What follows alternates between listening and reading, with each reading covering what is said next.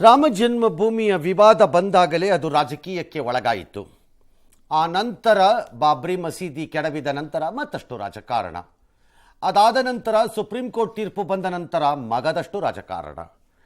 ಅದಾದ ನಂತರ ದೇವಾಲಯವನ್ನು ಕಟ್ಟುವ ವಿಚಾರದಲ್ಲಿ ಇನ್ನಷ್ಟು ರಾಜಕಾರಣ. ಅದಾದ ನಂತರ ದೇವಾಲಯವನ್ನು ಕಟ್ಟಿದ ನಂತರ ಒಂದಷ್ಟು ರಾಜಕಾರಣ.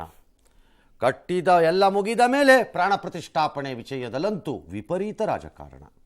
ಇದೆಲ್ಲ ಆದ ಮೇಲೂ 500 ವರ್ಷಗಳ ನಂತರ ರಾಮ ಮಂದಿರದಲ್ಲಿ ನಡೆದ ಪ್ರಥಮ ರಾಮನವಮಿ ವಿಚಾರ ದೇಶವ್ಯಾಪಿ ಸುದ್ದಿಯಾಗದಿದ್ದರೆ ಹೇಗೆ ಸಾಧ್ಯ? ಯಾಕಂದರೆ ಈ ಇಡೀ ಇಶ್ಯೂ ಏನಿದೆ ವಿಚಾರ, ಅದು ವಾದ ಪ್ರತಿವಾದಕ್ಕಿಂತ ವಿಪರೀತವಾದ ಗೋಜಲು ಮತ್ತು ದೇಶವನ್ನೇ ಒಂದು ರೀತಿ ಭಿನ್ನ ರಾಜಕೀಯ ದಿಕ್ಕಿನ ಕಡೆಗೆ ಸಾಗಿಸಿರುವಂತಹ ವಿವಾದ. ಹಾಗಾಗಿ ಆಗಲೇಬೇಕು. ಅದು ಏನಾಗತ್ತೋ ಬಿಡುತ್ತೋ ಆಮೇಲೆ ನೋಡೋಣ. ಇವತ್ತು ರಾಮನವಮಿ. 500 ವರ್ಷಗಳ ನಂತರ ಅಯೋಧ್ಯೆಯಲ್ಲಿ ಬಾಲರಾಮನ ವಿಗ್ರಹ ಏನಿದೆ, ಸ್ಥಾಪನೆಯಾಗಿರುವ ಬಾಲರಾಮನ ವಿಗ್ರಹ, ಅಲ್ಲಿ ವಿಪರೀತ ಸಂಭ್ರಮ. ಕಾರಣ, ಒಂದು ಅಪೂರ್ವ ಕ್ಷಣಕ್ಕೆ ಬಹುಜನರು ನೇರವಾಗಿಯೂ ಇನ್ನು ಬಹು ಜನರು ಅಪ್ರತ್ಯಕ್ಷವಾಗಿಯೂ ಸಾಕ್ಷಿಯಾದರು. ಮಧ್ಯಾಹ್ನ 12 ಗಂಟೆಗೆ ಸರಿಯಾಗಿ ಸರ್ವಾಲಂಕೃತ ಭೂಷಿತನಾಗಿದ್ದ ಬಾಲಕ ರಾಮನ ಹಣೆಯ ಮೇಲೆ ದೇವನೇ ಕಿರಣಗಳ ರೂಪದಲ್ಲಿ ಕೆಲ ಕಾಲ ತಿಲಕದವಾಗಿ ಕಂಗೊಳಿಸಿದ. 4 ನಿಮಿಷಗಳ ಕಾಲ ಇದು ನಡೀತು. ಇದನ್ನು ಕಂಡು ಸಹಜವಾಗಿ ಭಕ್ತರು ಪರವಶರಾದರು. ಶಂಕನಾದ ಮೊಳಗುತ್ತಿದ್ದ ಸಂದರ್ಭದಲ್ಲೇ ಇದು ಬಂದು ಬೆಳಗುತ್ತಿದ್ದಂತೆಯೇ ಆರತಿಯಾಯಿತು. ಜೈ ಶ್ರೀರಾಮ್ ಘೋಷಣೆ. ಅತ್ಯಾಧುನಿಕ ತಂತ್ರಜ್ಞಾನದ ನೆರವಿನಿಂದ ಸೂರ್ಯ ಕಿರಣಗಳನ್ನು ಗರ್ಭಗುಡಿ ಪ್ರವೇಶಿಸಿ ಬಾಲರಾಮನ ಹಣೆಯನ್ನು ಸ್ಪರ್ಶಿಸುವಂತೆ ಮಾಡಲಾಗಿದೆ. ವಿಶೇಷ ದರ್ಪಣಗಳು, ಲೆನ್ಸ್ಗಳು ಮತ್ತು ಅದಕ್ಕೆ ಸಂಬಂಧಿಸಿದ ಪೈಪ್ಗಳು ಅಥವಾ ಇನ್ನಿತರ ವಸ್ತುಗಳನ್ನು, ರಿಫ್ಲೆಕ್ಟರ್ಗಳನ್ನು, ಪ್ರತಿಫಲಿಸುವ ಶಕ್ತಿ ಇರುವ ಪದಾರ್ಥಗಳನ್ನು ಬಳಸಿಕೊಂಡು ಮಾಡಿದ್ದಾರೆ. ಕಾರಣ ಇದನ್ನು ಯಾಕೆ ಹೇಳಿದೆ ಅಂದರೆ, ನಮಗೆ ಕರ್ನಾಟಕದ ಭಾಗದಲ್ಲಿ, ಅದರಲ್ಲೂ ಹಳೆ ಮೈಸೂರಿನಲ್ಲಿ ಗವಿಗಂಗಾಧರೇಶ್ವರ ದೇವಸ್ಥಾನದಲ್ಲಿ ಸಹಜವಾಗಿ ಪ್ರಕೃತಿಯಿಂದ ಆಗುವಂಥದ್ದು. ಯಾಕಂದರೆ ಅದು ದೇವಸ್ಥಾನದ ವಿನ್ಯಾಸ ರೂಪ ಹಾಗೆ ಇದೆ. ಆದರೆ ಈ ದೇವಸ್ಥಾನದ ವಿನ್ಯಾಸ ಮತ್ತು ರೂಪ ಅತ್ಯಂತ ದೊಡ್ಡದಾಗಿ ಆಳವಾಗಿ ಒಳಕ್ಕಿರೋದ್ರಿಂದ ಸೂರ್ಯ ಪ್ರವೇಶ ನೇರವಾಗಿ ಇಲ್ಲ. ಹಾಗಾಗಿ ಏನು ಮಾಡಿದ್ದಾರೆ ಅಂದರೆ, ಯಾವುದೇ ಆಧುನಿಕ ವಿಚಾರಗಳನ್ನು ವಸ್ತುಗಳನ್ನು ಬಳಸಿಕೊಳ್ಳದೆ, ಅಂದರೆ ವಿದ್ಯುತ್ತು ಮತ್ತೊಂದು ಮಗದೊಂದು ಎಲ್ಲ ಬಳಸಿಕೊಳ್ಳೋದು, ಅಥವಾ ಯಾವುದೋ ಒಂದು ಈ ನಮ್ಮ ಸ್ಟುಡಿಯೋಗಳಲ್ಲಿ ಹಾಕತ್ತೀವಿ ನಮ್ಮ ಕಾಲ ಚೆನ್ನಾಗಿ ಕಾಣಲಿ ಅಂತ ದೊಡ್ಡ ಲೈಟ್ಗಳನ್ನ, ಆ ಥರ ದೊಡ್ಡ ಲೈಟೋ ಏನೋ ಬಿಟ್ಟಿಲ್ಲ. ಆ ಬದಲು ಸೂರ್ಯನ ಕಿರಣಗಳನ್ನೇ ದರ್ಪಣಗಳಿಂದ ಹಿಡಿದು ಪೈಪಿಗೆ ತಂದು ರಿಫ್ಲೆಕ್ಟರ್ಗಳಲ್ಲಿ ಪಾಸ್ ಮಾಡಿ ಅದನ್ನು ಒಂದು ಬೀಮ್ ಆಗೋ ಥರ ತಂದು ಲೆವೆಲ್ಗೆ ತಗೊಂಡೋಗಿ ಕರೆಕ್ಟಾಗಿ ಕ್ಯಾಲ್ಕುಲೇಟ್ ಮಾಡಿ ಅಲ್ಲಿಗೆ ಬಿಟ್ಟಿದೆ. ಅಂದರೆ ಸಹಜವಾದ ಸೂರ್ಯನ ಕಿರಣಗಳೇ ಮನುಷ್ಯನ ಒಂದಿಷ್ಟು ಸ್ಪರ್ಶದೊಂದಿಗೆ ದೇವರನ್ನ ಟಚ್ ಮಾಡ್ತಾ ಇದೆ. ಆ ಪ್ರಯತ್ನಗಳ ಮೂಲಕ ಆಗಿದೆ. ಅದು ಅಲ್ಲಿಯ ವಿಶೇಷತೆ.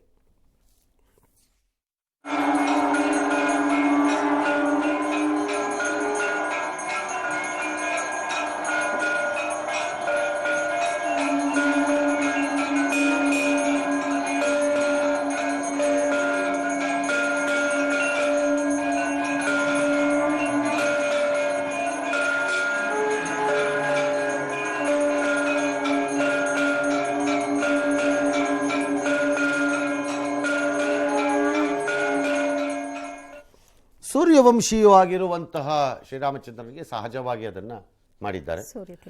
ಮತ್ತು ಅದಕ್ಕಿಂತ ಹೆಮ್ಮೆ ಪಡಬಹುದಾದ ವಿಚಾರ ಏನು ಅಂದರೆ, ಆಸ್ತಿಕರಿಗೆಲ್ಲರಿಗೂ, ನಾಸ್ತಿಕರಿಗೆ ಬಿಟ್ಟುಬಿಡಿ ಅಥವಾ ರಾಜಕೀಯ ನಾಸ್ತಿಕರಿಗೂ ಬಿಟ್ಟುಬಿಡಿ, ಅದರಲ್ಲೂ ಸೆಪರೇಟ್ ಆಗಿ 2 ಕ್ಯಾಟಗರಿ ಇದೆ ಇನ್ನು ಮುಂದೆ ಈ ದೇಶದಲ್ಲಿ. ನಾಸ್ತಿಕರು ಮತ್ತು ರಾಜಕೀಯ ನಾಸ್ತಿಕರು ಇಬ್ಬರಿದ್ದಾರೆ. ಮೊದಲೆಲ್ಲ ನಾಸ್ತಿಕರು ಅಂದರೆ ಕಮ್ಯುನಿಸ್ಟ್ಗಳು, ಅವ್ರದ್ದೆಲ್ಲ ನಾವು ನಂಬಲ್ಲ ಅಂತ. That's okay. ಅವ್ರದ್ದು ಅಪಾಯ ಅಂತ ನನಗೆ ಅನ್ಸಲ್ಲ ಯಾವತ್ತೂ ಆಸ್ತಿಕರ ಮುಂದೆ. ಅವ್ರ ನಂಬಿಕೆ ಅವ್ರಿಗೆ, ಇವ್ರ ನಂಬಿಕೆ ಹಿಂಗೆ. ಈ ರಾಜಕೀಯ ನಾಸ್ತಿಕರಿದ್ದಾರಲ್ಲ, ಮಹಾನ್ ಡೇಂಜರ್ ಗಿರಾಕಿಗಳು. ಹೆಂಗ್ ಸರ್? ಇವು ಆಡೋದೊಂದು ಮಾಡೋದೊಂದು ಹೌದು, ವ್ಯಾಪಾರಿಗಳು. ಸಮಯಕ್ಕೆ ಸಿಕ್ಕ ಹಾಗೆ ಹಾಗಾಗಿ ರಾಜಕೀಯ ನಾಸ್ತಿಕರು ಅಂತ ಇಟ್ಕೋಬೇಕು. ನಮಗೆ ಹೆಮ್ಮೆ ಏನು, ಅವ್ರು ಯಾರೇನಾರು ಅನ್ಕೊಂಡು ಹೋಗ್ಲಿ ಅಂದರೆ, ಕರ್ನಾಟಕದ್ದೇ ಮತ್ತೆ ಈ ಇಡೀ ಪ್ರಕ್ರಿಯೆಯಲ್ಲಿ ಸ್ಪರ್ಶ ಇರೋದು. ಬಾಲರಾಮ ಅಷ್ಟೇ ಕರ್ನಾಟಕದಿಂದ ಹೋಗಿಲ್ಲ. ಬಾಲರಾಮನ ಹಣೆಯ ಮೇಲೆ ಪ್ರಜ್ವಲಿಸುತ್ತಿರುವಂತಹ ಸೂರ್ಯನ ಕಿರಣವನ್ನ ಮಾಡುವ ಕೆಲಸವನ್ನ ಮಾಡಿರೋದು ಕರ್ನಾಟಕನೇ. ಇಲ್ಲಿನ ವಿಜ್ಞಾನಿಗಳು, ಇಲ್ಲಿ ಆಸ್ಟ್ರೋಫಿಸಿಕ್ಸ್ ಲ್ಯಾಬೊರೇಟರೀಸ್ ಇನ್ಸ್ಟಿಟ್ಯೂಟ್ನವರು ಮತ್ತು ಒಂದು ಯಾವುದೋ ಕಂಪನಿ ಅವರೇ ಮಾಡಿರೋದು. ಹಾಗಾಗಿ ಮಗದೊಮ್ಮೆ ಕರ್ನಾಟಕ ಹೆಮ್ಮೆ ಪಟ್ಕೋಬಹುದು. ನಮ್ಮ ಒಂದು ಪ್ರಯತ್ನ ಇದೆ ಅಂತ. ಎಸ್. ಇನ್ನು ರಾಮನವಮಿಯ ಪರ್ವದಿನವಾದ ಇವತ್ತು ಅಯೋಧ್ಯೆಯ ಬಾಲರಾಮನನ್ನ ಸೂರ್ಯರಶ್ಮಿ ಸ್ಪರ್ಶಿಸುವ ಸಂದರ್ಭದಲ್ಲಿ ಪ್ರಧಾನಿ ಮೋದಿ ಅಸ್ಸಾಂನ ನಲ್ಬರಿ ರ್ಯಾಲಿಯಲ್ಲಿದ್ದರು. ಸಮಾವೇಶ ಮುಗಿದ ಕೂಡಲೇ ವಿಮಾನ ಹತ್ತಿದ ಪ್ರಧಾನಿ ಮೋದಿ ಟ್ಯಾಬ್ನಲ್ಲಿ ಬಾಲಕರಾಮನ ಹಣೆಯ ಮೇಲಿನ ಸೂರ್ಯ ತಿಲಕವನ್ನ ಕಣ್ತುಂಬಿಕೊಂಡ್ರು. ಅಪೂರ್ವ ದೃಶ್ಯಗಳನ್ನ ನೋಡುತ್ತಾ ಪ್ರಧಾನಿ ಮೋದಿ ಪರವಶರಾದರು. ತಮಗಾದ ಅನುಭವವನ್ನ ಸೋಷಿಯಲ್ ಮೀಡಿಯಾ ಮೂಲಕ ಹಂಚಿಕೊಂಡ್ರು. ನಲ್ಬರಿ ರ್ಯಾಲಿ ಬಳಿಕ ರಾಮನ ಹಣೆಯ ಮೇಲಿನ ಸೂರ್ಯ ತಿಲಕ ಕಂಡು ಪುನೀತನಾದೆ ಅಂತ ಹೇಳಿದ್ದಾರೆ. 500 वर्षों के बाद वो रामनवमी आई है जब भगवान राम अयोध्या में भव्य मंदिर में विराजमान है। और हमारा सौभाग्य देखिए, ऐसे पवित्र और ऐतिहासिक अवसर पर आज सूर्य की किरणें देश के नए प्रकाश का प्रतीक बन रही है. All right. 500 ವರ್ಷಗಳ ನಂತರ ರಾಮನವಮಿ ಅಲ್ಲ. ಸರ್, ರಾಮನವಮಿ 500 ವರ್ಷದಲ್ಲಿ ನಡ್ಕಟೆ ಬಂದಿದೆ. ರಾಮ ಮಂದಿರದಲ್ಲಿ ರಾಮನವಮಿ. ರಾಮನ ಜನ್ಮಸ್ಥಾನದಲ್ಲಿ ರಾಮನವಮಿ. ಹೌದು, ಆತನ ಜನ್ಮಸ್ಥಾನದಲ್ಲಿ ರಾಮನವಮಿ. ಹಾಗಾಗಿ 500 ವರ್ಷದ ನಂತರ ನಡೆದ ಒಂದು ಅಭೂತಪೂರ್ವ ಕ್ಷಣ ಅನ್ನುವುದು ಪ್ರಧಾನಿಗೂ ಹಾಗೂ ಇದನ್ನು ನಂಬುವವರು ಭಕ್ತಿಯಿಂದ ಅದಕ್ಕೆ ಅರ್ಪಿಸಿಕೊಳ್ಳುವವರಿಗೆ ದೊಡ್ಡ ವಿಶೇಷ. ಅವರಿಬ್ಬರನ್ನು ಬಿಟ್ಟು, ಹೌದು, ಅವರಿಬ್ಬರಲ್ಲಿ ಒಬ್ಬರನ್ನು ಬಿಡಿ, ಇನ್ನೊಬ್ಬರು ಮನೆಯೊಳಗೆ ಮಾಡಿರಬಹುದು. ದೇಶಾದ್ಯಂತ ಈ ಡೊಂಗಿತನ ಬಿಡಬೇಕು ಅನ್ನೋದು ಅಷ್ಟೇ ನನ್ನ ವಾದ. ಒಳಗೊಂದು ಹೊರಗೊಂದು. ಅದು ಬೇಕಾಗಿಲ್ಲ, ಅದು ಬೇಕಾಗಿಲ್ಲ. If BJP is talking anti Muslim, ಅದು ಹಿಂದೂಗಳನ್ನು ಸಂತುಷ್ಟಿಗೊಳಿಸಲು ಎಂಬ ಆರೋಪ ಇರುವುದೇ ಆದರೆ, ಇನ್ನೊಬ್ಬರೂ ಕೂಡ ಹಿಂದೂಗಳನ್ನು ಅವಹೇಳನ ಮಾಡಿ ಮುಸ್ಲಿಮರನ್ನು ಸಂತುಷ್ಟಿಗೊಳಿಸುವಂತೆ ಮಾಡುವುದು ಅಷ್ಟೇ ತಪ್ಪು. ಆದರೆ ಅದನ್ನು ಮಾಡುತ್ತಾ ಅದು ಜಾತ್ಯತೀತತೆ ಎಂಬ ಬಣ್ಣವನ್ನು, ಪೇಂಟನ್ನು ಹೊಡೆಯೋದು ಬಹಳ ಮೂರ್ಖತನ ಅಂತ ನಮ್ಮ ಭಾವನೆ. ಇನ್ನು ಅದು ಮೋಸ, ಅದು ಬೇರೆ. ನಂಬದೇನೆ ಇದ್ದು ಬಿಟ್ರೆ ದಟ್ಸ್ ಓಕೆ. ನಾನು ಮಸೀದಿಗೂ ಹೋಗಲ್ಲ, ಚರ್ಚ್ಗೂ ಹೋಗಲ್ಲ, ದೇವಸ್ಥಾನಕ್ಕೆ ಹೋಗಲ್ಲ, ನನ್ನ ಇಷ್ಟ. ಫೇರ್. ಎರಡು ಇರಲಿ ಅನ್ನೋ ರೀತಿ ನೋಡೋದಲ್ಲ. ಅದು ಏನು ರಾಮ ಮಂದಿರ ದೇಶದಲ್ಲೆಲ್ಲ ಇಲ್ವಾ, ಅದೊಂದೇನ ರಾಮ ಮಂದಿರ ಅನ್ನೋದು. ಇನ್ನೊಂದಿನ ನಾವು ಹೋಗ್ತಾ ಇದ್ದೀವಿ ಅಯೋಧ್ಯೆಗೆ, ಆ ರಾಮ ಮಂದಿರ ಒಬ್ಬರದ್ದೇನಾ, ನಮ್ಮದು ಇದೆ ಅನ್ನೋದು. ಈ ಡೋಂಗಿತನಗಳನ್ನು ನಿಲ್ಲಬೇಕಷ್ಟೆ. Double standard. ದೇಶಾದ್ಯಂತ ರಾಮನವಮಿ ವೈಭವವಾಗಿ ನಡೆದಿದೆ. ಸಹಜವಾಗಿ ರಾಮಾಲಯಗಳಲ್ಲಿ ಸ್ವಲ್ಪ ಭಕ್ತರು ಸಾಗರ ಭಾಳ ಕಡೆಯಲ್ಲಿ ಕಾರ್ಯಕ್ರಮಗಳನ್ನು ಮಾಡಿದ್ದಾರೆ. ಜನ ಸಿಕ್ಕಾಪಟ್ಟೆ ಹೋಗಿದ್ದಾರಂತೆ, ಅಯೋಧ್ಯೆ ಕಡೆಗೆ ಹೋಗ್ತಾರೆ. ವಿಶೇಷ ಪೂಜೆ ಪುನಸ್ಕಾರಗಳು ಇವೆಲ್ಲ ನಡೆದಿದೆ. ಏನು ನಸುಕಿನ ಜಾವ 3:30ಕ್ಕೆ ಶುರು ಮಾಡಿದಾರಂತೆ ಅಲ್ಲಿ ಅಯೋಧ್ಯೆಯಲ್ಲಿ ದರ್ಶನದ ಇದನ್ನು. ಅಕಸ್ಮಾತ್ ಕರಗದೇನೆ ಹೋಗ್ಬಿಟ್ರೆ ಜನಸಂದಣಿ, ರಾತ್ರಿ ಇದು ಟ್ರಸ್ಟ್ ಅವರು ಅದು ಪೂಜೆ ನಡೀತಾನೆ ಇರಲಿ, ಲೈವ್ ತೋರಿಸ್ಬಿಡೋಣ ಅಂತ ತೀರ್ಮಾನ ಮಾಡಿದಾರಂತೆ 11ರ ನಂತರ ಎಲ್ಲ. ಹಾಗಾಗಿ ಇವತ್ತು ವಿಶೇಷವಾಗಿ ಅದರ ಅಲಂಕಾರ ಆಗಿತ್ತು, ನ್ಯಾಚುರಲಿ ಆಗಿರುತ್ತೆ.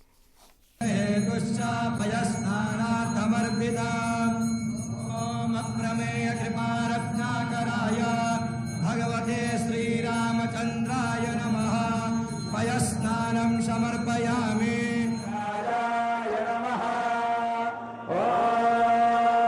ರಾಜ್ಯಂ ಭೋಜ್ಯಂ ಸ್ವರಾಜ್ಯಂ ವೈರಾಜ್ಯಂ ಪಾರಮೇಷ್ಠಂ ರಾಜ್ಯಂ ಮಹಾರಾಜ್ಯಮಾಧಿಪತ್ಯಮಯಂ. ಅಯೋಧ್ಯೆಯಲ್ಲಿ ಪ್ರತಿದಿನನೂ ರಾಮ ಭಕ್ತರಿಗೆ ಹಬ್ಬನೇ, ಇವತ್ತಂತೂ ಕೇಳೋದೇ ಬೇಡ ಸರ್. ಅಲ್ಲ, ಎಲ್ಲ ದಿನದಲ್ಲೂ ದೇವರು ಎಲ್ಲ ಕ್ಷಣದಲ್ಲೂ ನಿಮ್ಮ ಜೊತೆನೇ ಇರಬೇಕು ಅಂತ ಎಲ್ಲ ಧರ್ಮಗಳಲ್ಲಿರುವ ದೇವರು ನಂಬುತ್ತಾರೆ ನಿಜ ಅಲ್ವಾ. ಆದರೆ ಅದಕ್ಕೆ ವಿಶೇಷತೆಗಳಿಗೆ ವಿಶೇಷ ರೂಪ ಬಂದಾಗ ಈ ಥರ ಅನಿಸುತ್ತೆ ಮನ್ನಣೆ ನಮಗೆ ಅಷ್ಟೇ. ಅದೇನು ನನಗೆ ಇದು ಅಂತ ಅನ್ನಿಸ್ತಿಲ್ಲ. ಮೈ ಪಾಯಿಂಟ್ ಈಸ್ ಇದನ್ನು ಬರೀ ಇನ್ನೊಂದು ರಾಮನವಮಿ ಅಂತ ನೋಡ್ಕೊಂಡು ಸುಮ್ಮನೆ ಆಗಿಬಿಟ್ರೆ ಸುಮ್ಮನೆ ಆಗೋಗತ್ತದು. ಹಾಂ ಸರ್. ಅದಕ್ಕೆ ರಾಜಕೀಯ ಸ್ಪರ್ಶವನ್ನು ಕೊಡುವುದು.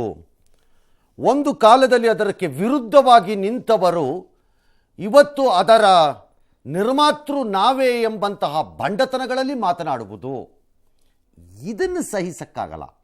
ಕ್ರೆಡಿಟ್ಗಳನ್ನು ತಗೊಳಕ್ಕೆ ದಾಟ್ಸ್ ನಾಟ್ ಫೇರ್. ಹಾಗೆಂದು ಬಿಟ್ಟು ಇದರ ಹೆಸರಿನಲ್ಲಿ ಇನ್ಯಾರನ್ನು ದೂಷಿಸಬೇಕು ಅನ್ನೋದು ರಾಂಗ್, ಅದು ಸರಿಯಲ್ಲ. ಅದು ಆಗ್ಬಾರ್ದು. ಅವರನ್ನು ದೂಷಿಸಬೇಕಾಗಿಲ್ಲ. ರಾಮ ಎಂದ ಕೂಡಲೇ ಮುಸ್ಲಿಮರನ್ನು ಬೈಯುವುದು ಯಾವ ಡಿಕ್ಷನರಿಲೂ ಇಲ್ಲ. ನಿಜ. ಆದರೆ ರಾಮ ಅಂದ ಕೂಡಲೇ ಹಿಂದೂಗಳನ್ನು ಬೈಯುವುದು ಯಾವ ಡಿಕ್ಷನರಿಯಲ್ಲೂ ಇಲ್ಲ. ಅದು ಹೇಗೋ ಇದು ಹಾಗೆ ಹಂಗಾಗಬೇಕು. ಅದಾದರೆ that will be the true spirit ಅಲ್ವಾ? ಅದು ಕಾಣಿಸುತ್ತೆ. ಯಾಕಿದು ಅಂತಂದ್ರೆ ಭಾರತದಲ್ಲಿ ಕೆಲವರಿಗೆ ಅದೊಂದು ಶೋಕಿ ಇದೆ. ತೆವಲು, ಕೊಬ್ಬು, ಮದ ತಿಂದಿದ್ದು ಅರಗಲ್ಲ ಇಲ್ಲದೆ ಹೋದರೆ ಆಗಾಗ್ಗೆ ಹಿಂದೂ ಸಂಸ್ಕೃತಿ ಮತ್ತು ಹಬ್ಬ ಹರಿದಿನಗಳನ್ನು, ನಂಬಿಕೆಗಳನ್ನು ಕಿಚಾಯಿಸುವುದು, ಅವಹೇಳನಕ್ಕೆ ಗುರಿ ಮಾಡಿ ಮಜಾ ನೋಡುವುದು ಇದಿದೆ. ಅದರ ಹವ್ಯಾಸ. ನನ್ನ ಪಾಯಿಂಟ್ ಏನಂದ್ರೆ ಅವ್ರು ನಂಬದಿದ್ದರೆ ಬೇಡ, ಕಿಚಾಯಿಸುವುದಕ್ಕೆ ಅಥವಾ ಅವಹೇಳನ ಮಾಡೋಕೆ ಅವ್ರಿಗೆ ಹಕ್ಕಿಲ್ಲ ಅಂತ ನನ್ನ ವಾದ. ಅದರ ಅವಶ್ಯಕತೆ ಮತ್ತು ಅದನ್ನು ಒಂದು ಧರ್ಮಕ್ಕೆ ಸೀಮಿತಗೊಳಿಸಲಿಕ್ಕೆ ಆಗಲ್ಲ ಅನ್ನೋದು ಇನ್ನೊಂದು ವಾದ ಅಷ್ಟೇ. ಇನ್ನೊಂದು ಧರ್ಮ ಮಾತ್ರ ಬಹಳ ಇದರಿಂದ ನೋಡ್ತೀವಿ ನಾವು, ಇದನ್ನು ನೋಡಲ್ಲ ಅಂತ. ಹಂಗಾಗಲ್ಲ ಅಂತ. ಅವ್ರುಗಳು ಡೋಂಗಿಗಳು ಅಂತ ಅರ್ಥ. ಎಸ್. ಇನ್ನು ರಾಹುಲ್ ಗಾಂಧಿ ಇವತ್ತು ರಾಜ್ಯ ಪ್ರವಾಸ ಕೈಗೊಂಡ್ರು. ಮಂಡ್ಯ ಮತ್ತು ಮಾಲೂರಿನಲ್ಲಿ ಆಯೋಜಿಸಿದ ಸಮಾವೇಶದಲ್ಲಿ ರಾಹುಲ್ ಗಾಂಧಿ ಪಾಲ್ಗೊಂಡಿದ್ರು. ಕೇಂದ್ರದಲ್ಲಿ ಕಾಂಗ್ರೆಸ್ ಅಧಿಕಾರಕ್ಕೆ ಬಂದ್ರೆ ರಾಜ್ಯದ ಹೆಣ್ಮಕ್ಕಳಿಗೆ ಗೃಹಲಕ್ಷ್ಮಿಯ ಹಣದ ಜೊತೆಗೆ 1 ಲಕ್ಷ ಹಣವನ್ನ ನೀಡ್ತೀವಿ ಅಂತ ಭರವಸೆ ಕೊಟ್ಟರು. ಗ್ರಾಮಾಂತರ ಬಿಟ್ಟು ಮಂಡ್ಯಕ್ಕೆ ಬಂದ ಕುಮಾರಸ್ವಾಮಿ ಸೋಲಿಸಿ ಅಂತ ಸಿದ್ದರಾಮಯ್ಯನವರು ಕರೆ ಕೊಟ್ಟರು. ಎಐಸಿಸಿ ಅಧ್ಯಕ್ಷರಂತೂ ಏಕವಚನದಲ್ಲೇ ಪ್ರಧಾನಿ ಮೋದಿ ವಿರುದ್ಧ ವಾಗ್ದಾಳಿ ನಡೆಸಿದ್ರು. ಆದರೆ ರಾಹುಲ್ ರಾಜ್ಯಕ್ಕೆ ಬಂದಿರೋದು ಚುನಾವಣೆ ಮೇಲೆ ಯಾವುದೇ ಪರಿಣಾಮ ಬೀರಲ್ಲ ಅಂತ ಕಮಲದಳ ನಾಯಕರು ವಿಶ್ಲೇಷಣೆ ಮಾಡಿದ್ರು. ಈ ಮಧ್ಯೆ ಕೋಲಾರ ಸಮಾವೇಶದ ವೇದಿಕೆಯಲ್ಲೇ ಇಬ್ಬರು ಮುನಿಯಪ್ಪ, ರಮೇಶ್ ಕುಮಾರ್ ಮಾತನಾಡಲಿಲ್ಲ. ಕೋಲಾರದ ಬೆಳವಣಿಗೆಗಳ ಬಗ್ಗೆ ವೇದಿಕೆಯಲ್ಲೇ ರಾಹುಲ್ ಗಾಂಧಿಗೆ ಮುನಿಯಪ್ಪ ದೂರನ್ನ ಕೊಟ್ಟರು. ಮತ್ತೊಂದು ಕಡೆ ಬಿಜೆಪಿಯ ಘಟಾನುಘಟಿಗಳು ರಾಜ್ಯಕ್ಕೆ ಲಗ್ಗೆ ಇಡಲು ಸಿದ್ಧತೆಯನ್ನು ನಡೆಸಿದ್ದಾರೆ. ಏಪ್ರಿಲ್ 20ಕ್ಕೆ ಚಿಕ್ಕಬಳ್ಳಾಪುರ, ಬೆಂಗಳೂರಿನಲ್ಲಿ ಮೋದಿ ರ್ಯಾಲಿ ಹಮ್ಮಿಕೊಳ್ಳಲಾಗಿದೆ. ಏಪ್ರಿಲ್ 21ಕ್ಕೆ ಅಮಿತ್ ಶಾ ಕರಾವಳಿ ಭಾಗದಲ್ಲಿ, ಜೆಪಿ ನಡ್ಡಾ ಕೋಲಾರ ಅಥವಾ ಹಾಸನದಲ್ಲಿ ಪ್ರಚಾರವನ್ನ ಮಾಡಲಿದ್ದಾರೆ. ಏಪ್ರಿಲ್ 24ಕ್ಕೆ ಯುಪಿ ಸಿಎಂ ಯೋಗಿ ಆದಿತ್ಯನಾಥ್ ಚಿತ್ರದುರ್ಗದಲ್ಲಿ ಅಬ್ಬರಿಸಲಿದ್ದಾರೆ. कर्नाटक में महिलाओं को 2000 रुपए हर महीना मिलता है. साल के 24,000 रुपए आपको मिलते हैं. महिलाएं देश के भविष्य की देखभाल करती हैं, नेक्स्ट जनरेशन की देखभाल करती हैं. और अगर पुरुष 8 घंटे काम करता है तो महिला 16 घंटे काम करती है.